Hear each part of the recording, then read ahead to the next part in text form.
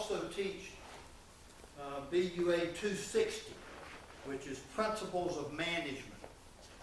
That was my undergraduate major before I went to law school and before I ran a couple of businesses. The Principles of Management class,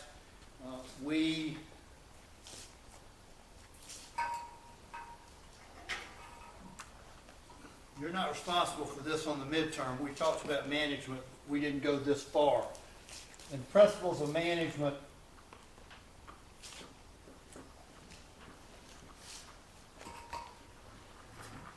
we talk about a principle called POLCON, which stands for Planning, Organization, Leadership, and Control.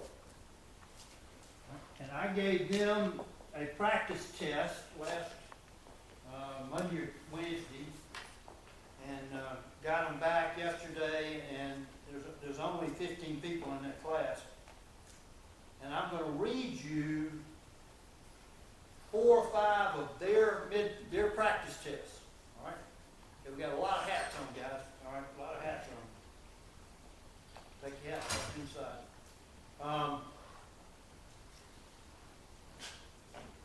And the reason I'm going to read you the management practice test, not for you to use in your midterm, but as an example of the writing style of which ones were good, well written, and which ones had writing in it that would make it a C or a B.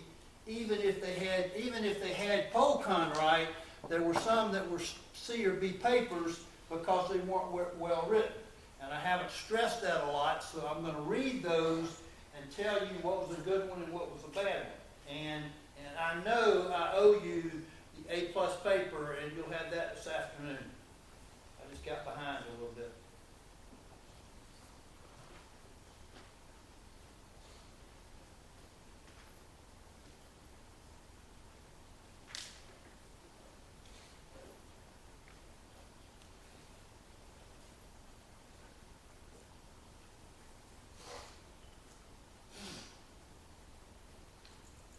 All right, is everybody familiar with Zestos right down the street?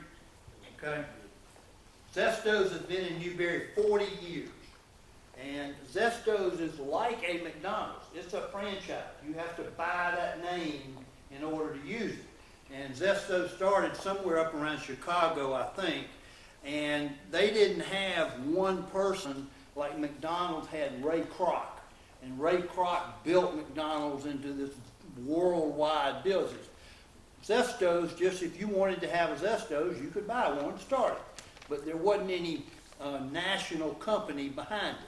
So there's never been as many Zestos as Hardee's or McDonald's or something like that.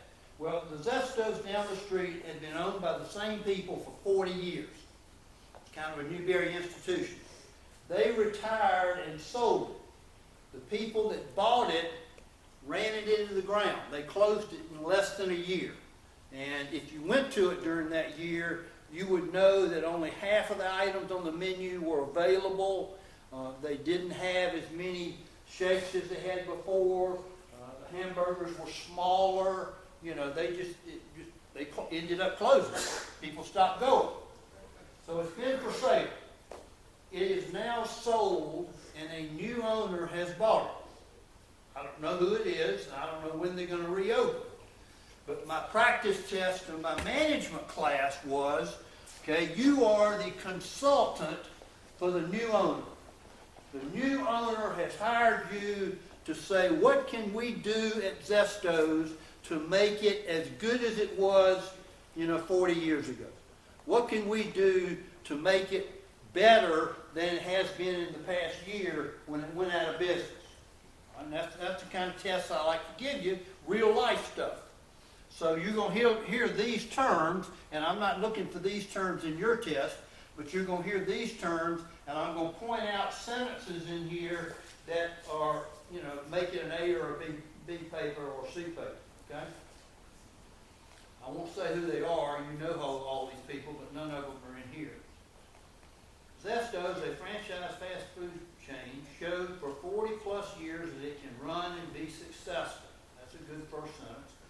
clearly why it shut down is bad because of bad owners, food, and menus. In order to get the store up and running again and for it to be sold to the right people, some things have to be done. Once Zesto's gets sold, the new people in charge have some things to sit down and go through. All right?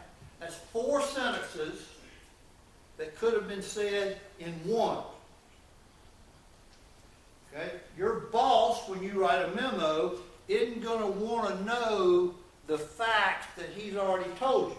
So if I told the 260 class Zesto's closed after 40 years and their menu wasn't as good and their food wasn't as good, to use 4 sentences to tell me that it closed in 40 years and the food wasn't as good was a waste of time.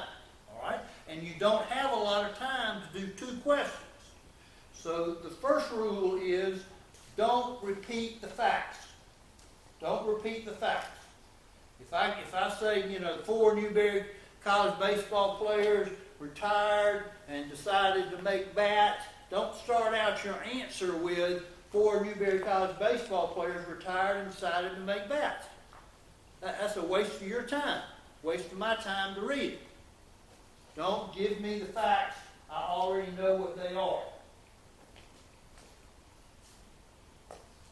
Everybody understand that? Does that make sense? Okay? If you write an English paper, you got to give them the facts back. If you're writing a paper about William Shakespeare, you got to talk about William Shakespeare and what he looked like and whether or not he was married. You got to talk about all that, but you don't have to in a business paper, or for me anyway. And so now we get to what should be the first sentence to start with. They must plan on how they're going to be successful and reach their goals. Right? One of the important things that we talked about was before you could do this, you had to have goals. And just for your education, people always get those backwards. Right? Most humans make plans, then they make goals. It's the other way around. You've got to have goals before you can make plans. So the good first sentence, or it was the 5th sentence, but it would have been a good first sentence. They must plan on how they're going to be successful and reach their goals. Great sentence. Owner and manager have to plan and think about marketing, human resources, who we are hiring, routines, education, and training, and trust. All right? That's a good second sentence. Anytime you tell me, does this, I'm getting some blank stares. Does this help y'all? Does this make sense? Okay, you want to do this? Yeah. Okay. So if you tell me they need to build trust with their customers, good sentence. But then you've got to tell me how you do that. Okay. If you just make a blanket statement, the partnership needs to be successful. The partnership needs to be successful. That's true, but you can't then go on to something else. You got to tell me how the partnership be successful, which is profit equals revenue minus expenses. So each time you give me a statement, you got to explain it. Then they need to organize. He's using Polcon. Then they need to organize and lead and make it happen. The owner, manager, and counter personnel have to organize the ordering of food, making sure it gets there in time. All right? Now, that's a good sentence because when we study flow charts or when we study management, and I showed you some flow charts, it is important to include everyone on a flow chart. So this student said the owners, the managers, the counter personnel, and the cooks. So he included everybody in on the flow chart.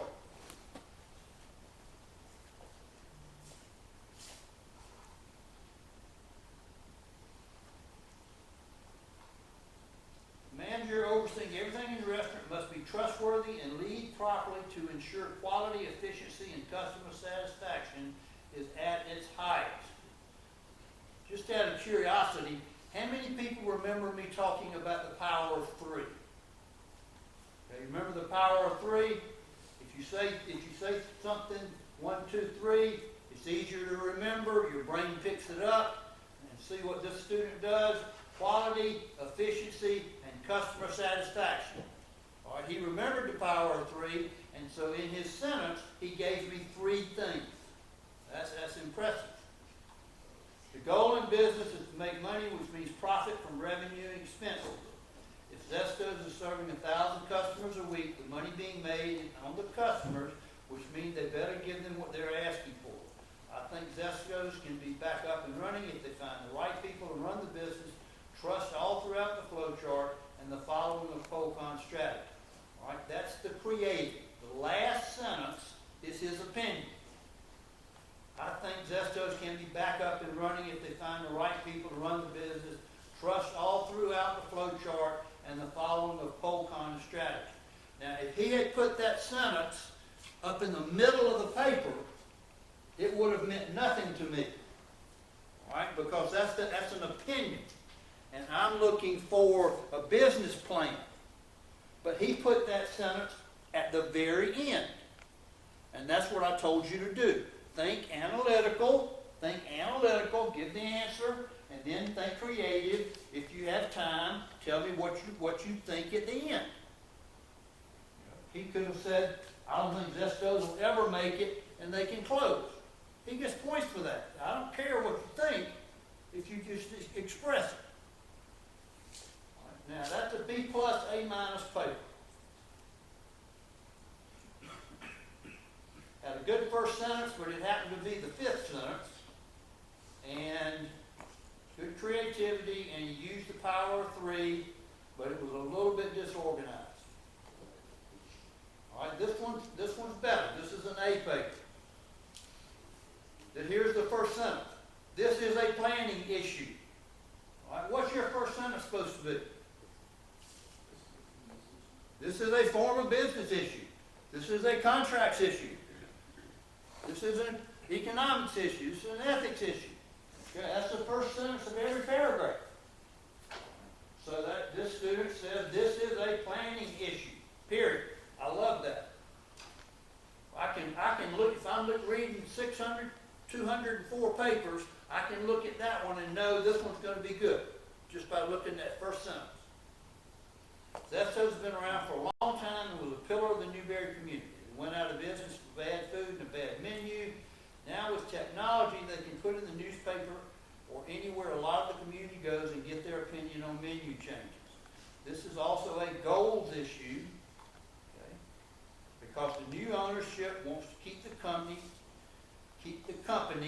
that got driven out of business. At one time they had 1,000 customers a week, and obviously now they have 0. This hurts the community and hurts the employees that make a living out of working at Zestos.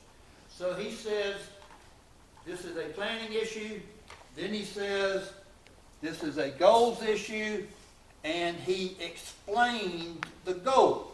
And the goal that he sees is to help the community, to have a new restaurant in the community. The goal could be to sell the most hamburgers in South Carolina. Now, I don't care what goal they came up with, but instead of just saying they need goals, he then gave some goals. And that's how you make your grade go up.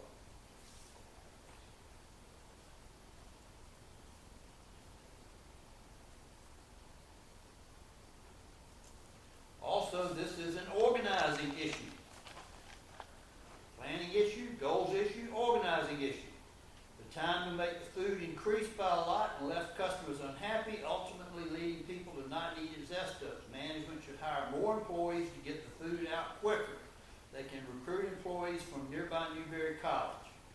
Okay. So, that's an A paper. He took goals, plans, and organization. Didn't do much with these two, but he took goals, plans, and organization and told me why they were important. And each paragraph said this is a planning issue, this is a goals issue, this is a leadership issue.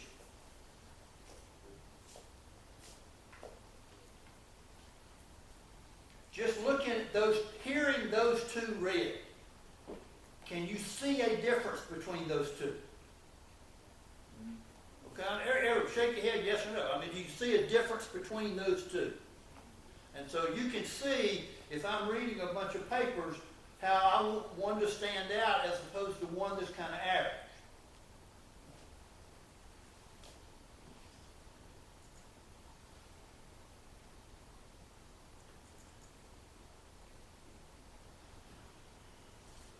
Okay, now this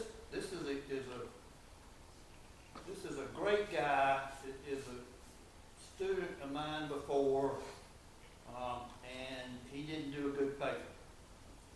I would tell him that if he was sitting here, so I'm not talking behind his back. I would begin my project of rejuvenating Zesto's ice cream by buying the location and hiring a manager to be in constant knowledge of the store's needs. Okay, first problem with that. No eyes. No eyes. No eyes. Until you get down to the creative last sentence or last paragraph when you say, I think they ought to do this. But to start a paper to your boss, I think I would is not good, because your boss doesn't expect you to get promoted to be able to do what you say you're writing about. Does that make sense? Okay? Your boss is looking for information, not what you personally would do if you were put in charge of the company. So don't start out a business memo with I. I would begin my project of rejuvenating Zesto's ice cream by buying the location and hiring a manager to be in constant knowledge of the store's needs. The rest of that sentence is okay.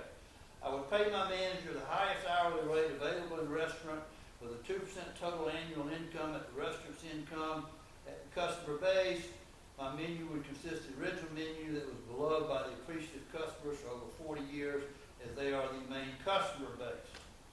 As someone who understands the difficulties of life, I would hire struggling college students. I would hire 2 different cooks, make sure one's always working, one's always resting, and I would clean the place every shift.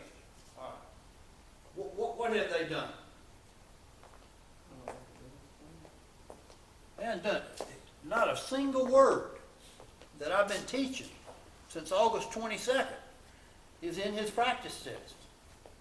Not a single word about anything about goals, about anything about plans, and that may be the most important one I read to you, because I get practice tests back from both 101 classes that have, I mean, they're good, they're well written. You know, it may talk about what the nurses ought to do, you know, in the fact situation, but they don't talk about anything that I've taught. And it's not an ego for me. It means that you're not learning such that you're going to be successful if you can't give back to a professor or a boss what you have learned. Right? That's why I tell you, use the cheat sheet. Use the cheat sheet. I told this student, use your cheat sheet. I had a cheat sheet for them, just like I do for you. When I across the top, drew the lines, and I had the P and the O and the L and the C. For every, I said, put this down. Write this on a piece of paper. Put it on an Excel spreadsheet. Check them off when you write your paper. And, you know, this student obviously did not do that, because he didn't use a single thing that I taught him. This paper could have been written the first day of class. First day of class.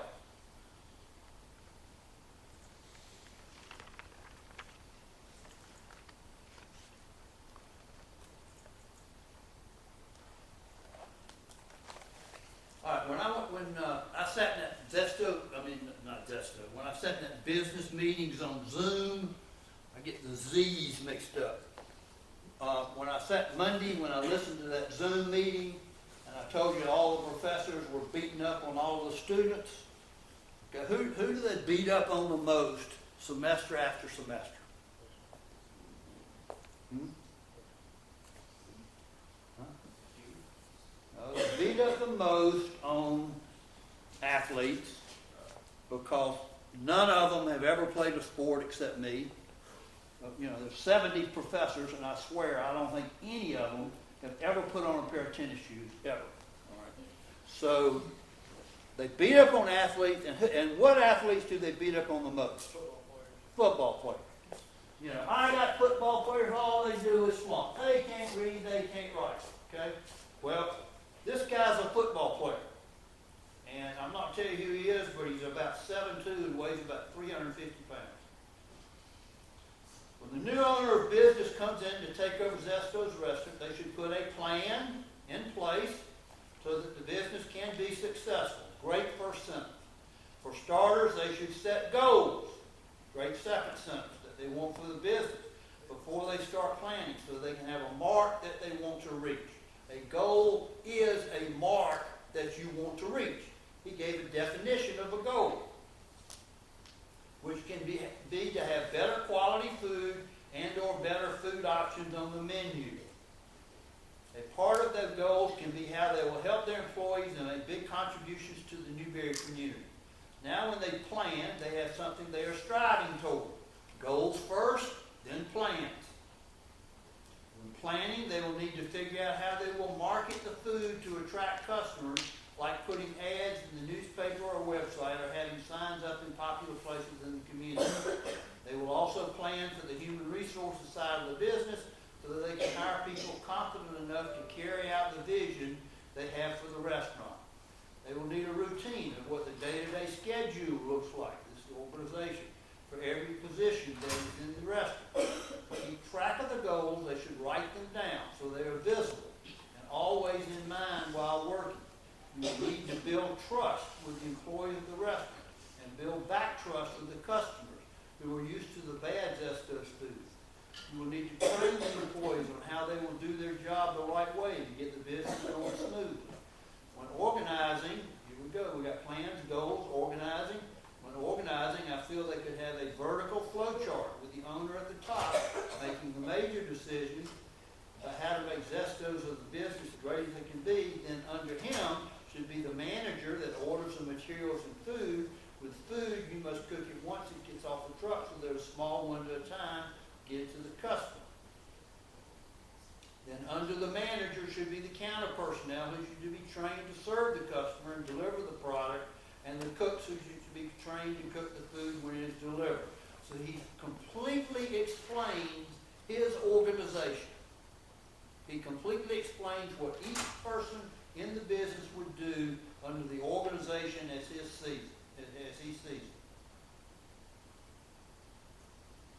That's A+ paper. That's an A+ paper from a football player. First one I've ever seen in 6 years. No, I'm kidding.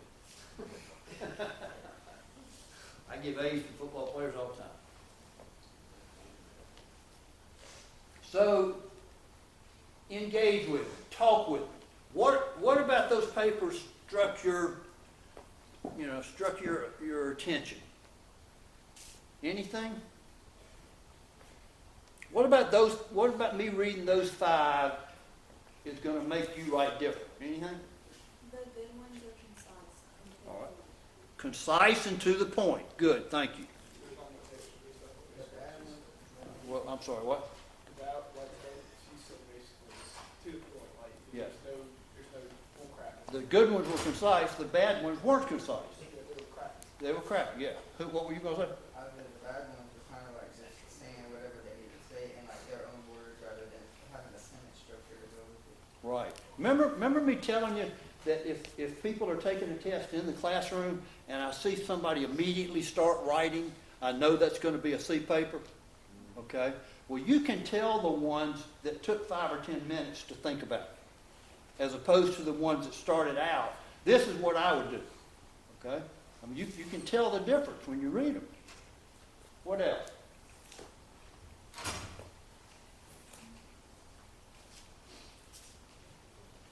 You flunk.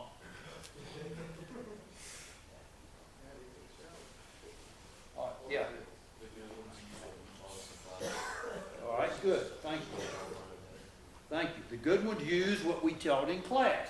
The good ones use the cheat sheet. I mean, if I was gonna do, you know, if I was gonna go into 260, and I was gonna say, okay, we started out with goals, and then we did plans, and then we did organization, and then we did leadership, and then we did control, and I want you to put that on a piece of paper, and when you get the test, I want you to check off to make sure you get what's up there. All right, that's giving me back what I gave you. And you can tell the ones that did that and the ones that didn't. You can tell. Good comment. What else?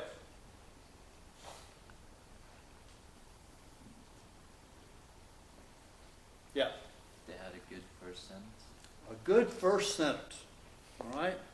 Maybe it's just me, but I mean, most educated people, when I was practicing law and I had to talk to a jury, if I didn't say a good first sentence, they were gone. I lost them. If I didn't have a good leading sentence, those 12 people, I mean, their mind would immediately start to wander. And when I was in law school, I was Chief Justice, which means number one of moot court. You know, arguing. So I would stand at a lectern, and it's a debate. Okay, I was number one in debate in my class. And if you don't have a good first sentence in a debate, you lose. It lasts 20 minutes, but you lose if you don't have a good first sentence. Because the other person that's debating you is going to say, he didn't even mention that goals. The other side will point out that you didn't have a first sentence. So in business, in law, in anything you do, that first sentence is so important. Anybody else? Any other thoughts?